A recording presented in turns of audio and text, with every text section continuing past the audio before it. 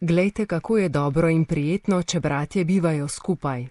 Resnično je veselje srečati se in občutiti bratstvo, ki se rojeva med nami, ki smo poklicani v službo evangeliju po zgledu Kristusa, dobrega pastirja.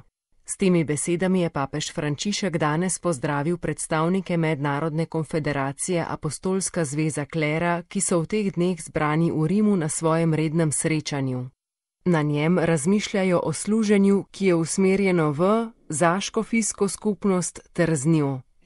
E anche questa unità pastorale di tutti attorno al vescovo, questo farà unità della Chiesa. In ta pastoralna enost vseh okrog škofa bo ustvarila enost cerkve. Zelo je žalostno, kadar vidimo, da ta enost ne obstaja, je navidezna.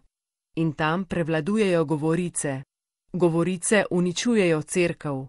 Uničujejo enost med duhovniki samimi ter med njimi in škofom. Če vidim slabe stvari, molim, ali kot brat se pogovorim. Nisem terorist, saj so govorice terorizem. Je tako, kot da bi vrgel bombo, uničim drugega in grem mirno naprej. Prosim vas, nič govoric, saj so mol, ki razjeda tkivo cerkve, škofijske cerkve, enosti med nami. Sveti oče je ob koncu nagovora spomnil, da se predanost delni cerkvi izraža v pozornosti na življenje celotne cerkve. Služabniki postanemo zato, da bi služili lastni delni cerkvi, v poslušnosti Svetemu Duhu in svojemu škofu ter v sodelovanju z drugimi duhovniki, vendar pa v zavedanju, da smo del vesoljne cerkve, ki gre preko meja naših škofij in držav. Tisti, ki so posvečeni, so po papeževih besedah poklicani vzgajati k svetovljanskosti.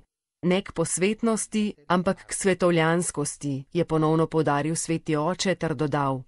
Poslanstvo ni osebna izbira, posledica osebne velikodušnosti ali pastoralnih razočaranj, ampak je izbira delne cerkve, ki oznanja evangelij vsem ljudstvom.